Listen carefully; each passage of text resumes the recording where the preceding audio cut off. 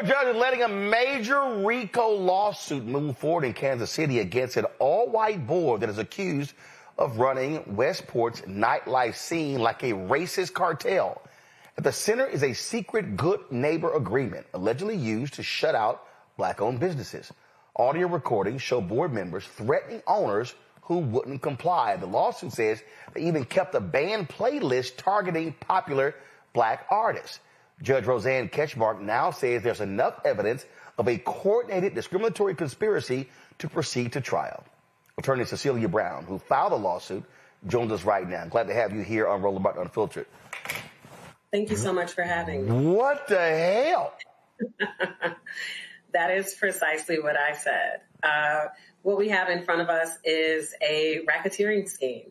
I have myself come into contact with at least 5 businesses who have been victim to this racketeering scheme. Right now, I represent 2, Euphoric LLC and the Source LLC, and my partner, Stephen Williams, represents Unique LLC.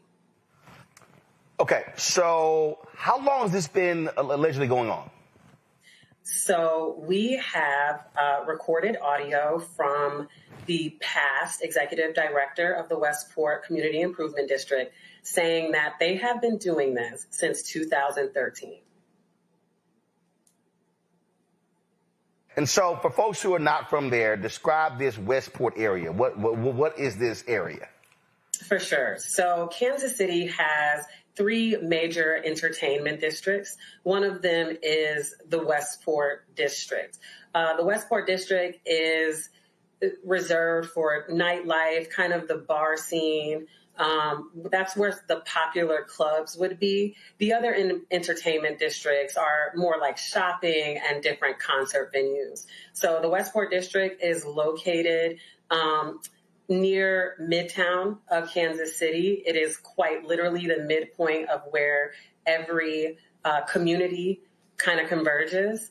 And so to learn that there has been such a scheme to make sure that Black entrepreneurs are not able to benefit in the same place that they take Black dollars, it wouldn't be a surprise to Kansas Cityans, but it's huge as a legal case in Kansas City. So this Westport area, so what you're saying is like if you go to Kansas City, it's the entertainment sort of mecca where people are going to go. And I'm assuming it gets lots of black consumers. Absolutely.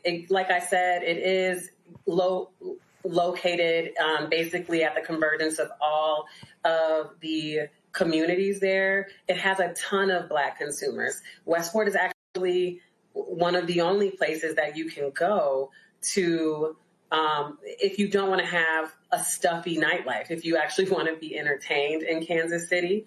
Unfortunately, there have been known efforts to make sure that Black patrons stay out, including having a banned list of DJs who can play there. All of them are Black DJs, a banned list of Black artists who can play, including names like Beyonce, Drake. These are people who are constantly in the top 10 to ban those type of artists and citing, that they incite violence. It is quite frankly the dog whistle that it sounds like. So first of all, how long has this Westport area been around? That's a great question. So this Westport area has been around since the 1800s. In fact, one of the businesses still located, still located in Westport, used to sell and auction enslaved Black people. That's some rich history there. And you're representing business, but how long? Have other business owners complained for years about not being able to get in here? So one thing that we're finding is that there have been many complaints, not just with Black business owners who have not been able to obtain a lease or sustain a lease.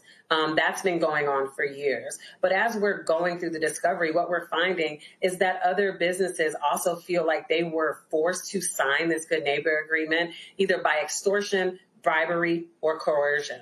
We also believe, based on the discovery that we have, that agents of Kansas City have been involved in this racketeering scheme as well. So this is really far-reaching. It really is. It's unfortunately what we know to be how systemic racism continues and grows. You have the ultra-wealthy who don't want to have to share or split their money with people that they deem unworthy. And you have systems in place who have agents in them who are going to give preference to those ultra-wealthy, who all under the guise of we're keeping Kansas City safe. Even though Westport Entertainment District has been the scene of so many murders in Kansas City.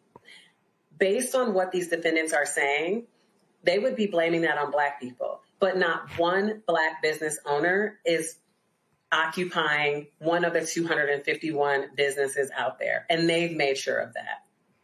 Wow. Questions from my panel. Joe, you first. Wow, this is unbelievable. I've got family in Kansas City, so a lot of connections to the city.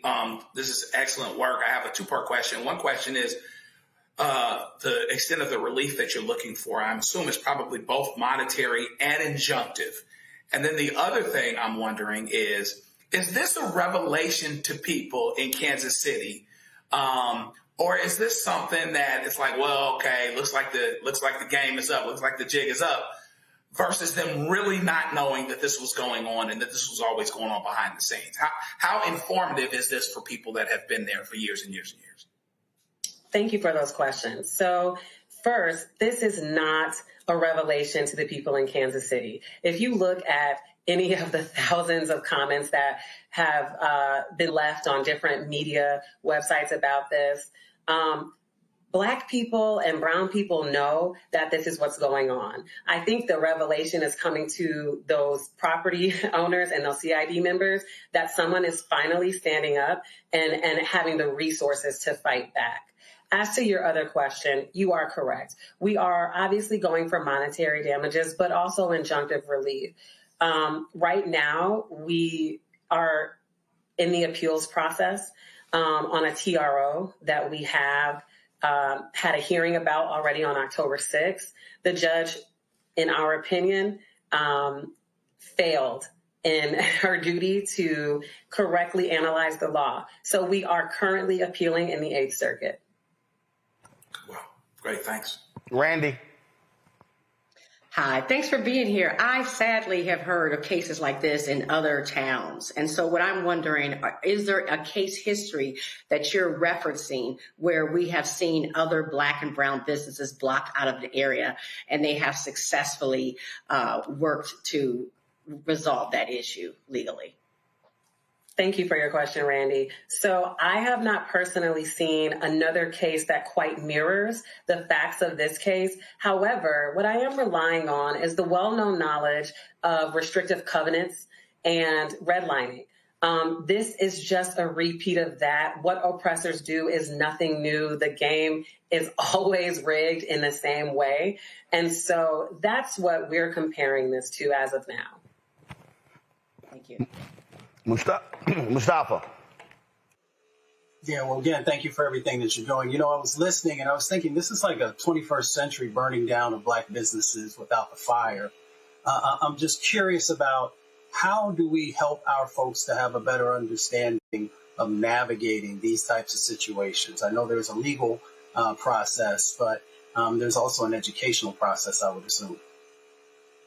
Thank you for that question, Mustafa. I think that's one of the most important questions that I could have answered tonight. You know, unfortunately, because Black people were kept out of business for so long, we haven't always had the resources. We don't know when someone is breaching a contract. We don't know when we're being taken advantage of. And so with this case, what we hope to do is garner national attention to educate people that this is what's happening and this is what it looks like. I know in Kansas City, the Jackson County Bar Association holds kind of lunch and learns for citizens and residents to come in and kind of learn some of those basic legal tenets, whether it be in contract law and criminal law, to try to better educate the residents. And I think that there are many local African American bar associations that do the same thing. This is the reality of being black in America. And thank goodness there are lawyers, and we can't wait to see this proceed forward to see what the response is. So, Cecilia, great job, and keep us abreast of what happens in this case. Absolutely. Thank you for your time. All right. Thanks a bunch. All right, folks. Hello, I'm Isaac Hayes III, founder and CEO of Fanbase, and I'm here with a very important message. We are at a turning point in the black community where we must have equity in the apps we use that scale to billions of dollars. But this time, we own the infrastructure, we own the culture, and we shape the future. And Fanbase is the future. Fanbase combines the free functionality of Instagram, TikTok, and YouTube into an all-in-one platform built for the evolution of social media and monetization. With over 1.4 million users, that's real proof that we are shifting the conversation of tech ownership and equity for creators. So right now, I want you to go to startengine.com/fanbase and invest today. The minimum to invest is $399. That gets you 60 shares of stock in Fanbase at $665 a share. This marks a turning point in black ownership of social media. If we don't take this opportunity to own social media right now, we will always be customers to our own creations. And that can't go on. So once again, go to startengine.com/fanbase and invest today. We must own the platforms where our voices live, our stories matter, and where our culture drives the world. Thank you.